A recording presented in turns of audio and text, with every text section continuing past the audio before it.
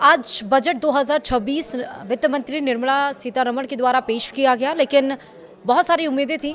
उम्मीदों पे खरे उतरा है ये बजट, क्योंकि इस बजट में बताया गया है इनकम टैक्स में कोई बदलाव तो नहीं किया गया, लेकिन फिर भी करदाताओं को ये फायदा मिलेगा। वो फायदा क्या होगा इस वीडियो में मैं आपको बताऊंगी। नमस्कार, आप देख रहे हैं न्यूज़ 18 का डिजिटल प्लेटफॉर्म। मैं हूं आपके साथ श्रुति श्रीवास्तव। बजट 2024 में इनकम टैक्स में कोई बदलाव नहीं किया गया, लेकिन वित्त मंत्री निर्मला सीतारमण ने करदाताओं को राहत देने के लिए कई ऐलान किए हैं। वित्त मंत्री ने बताया कि नया आयकर कानून 1 अप्रैल से लागू होगा, जबकि इसके नियम और आयकर रिटर्न यानी कि ITR फॉर्म जल्द ही अधिसूचित किए जाएंगे। टैक्स पेयर के लिए यह बजट कई बड़ी राहतें लेकर आया है। सबसे अहम बदलाव यह है कि सरकार ने आयकर से जोड़ने की सोच से बाहर निकलने का फैसला लिया है। जी हाँ, वित्त मंत्री ने साफ किया है कि अगर किसी करदाता की आय में गड़बड़ी सामने आती है या टैक्स छिपाने का मामला पकड़ा जाता है तो अब सीधे जेल भेजने की कार्रवाई नहीं होगी।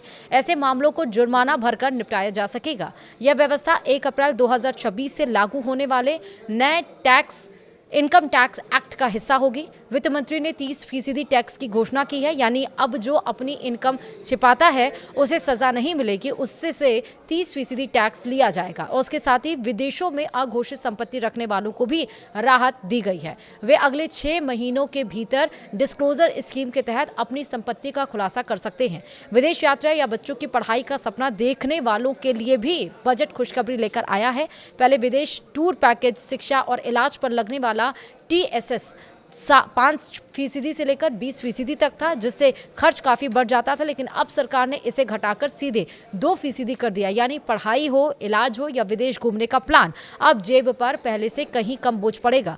वहीं रिटर्न भरते समय छोटी सी गलती हो जाना आम बात है, लेकिन पहले इसे ठीक करना मुश्किल और लंबी प्रक्रिया थी। अब वित्त मंत्री ने घोषणा की है कि करदाताओं को रिवाइज रिटर्न फाइल करने के लिए ज़्यादा समय मिलेगा और इसके लिए सिर्फ नाम मात्र की फीस देनी होगी। सरकार ने रिटर्न फाइल करने की तारीखें भी साफ कर दी हैं। ITR 1 और ITR 2 भरने वाले करदाता 31 जुलाई तक रिटर्न दाखिल कर सकेंगे। नॉन ऑडिट बिजनेस और ट्रस्ट के लिए अंतिम तारीख 31 अगस्त होगी। और इसके अलावा छोटे करदाताओं के लिए लोअर या नील यानी कि TDS सर्टिफिकेट लेने की प्रक्रिया अब पूरी तरह से ऑटोमेटिक कर दी गई है, जिससे टैक्स दफ्तरों के चक्कर लगाने की जरूरत नहीं पड़ेगी। अब तक किसी NRI से प्रॉपर्टी खरीदने पर TDS काटने के लिए खरीदार को TAN नंबर लेना पड़ता था, जो आम लोगों के लिए परेशानी भरा था, लेकिन बजट में इस झंझट को खत्म कर दिया गया है।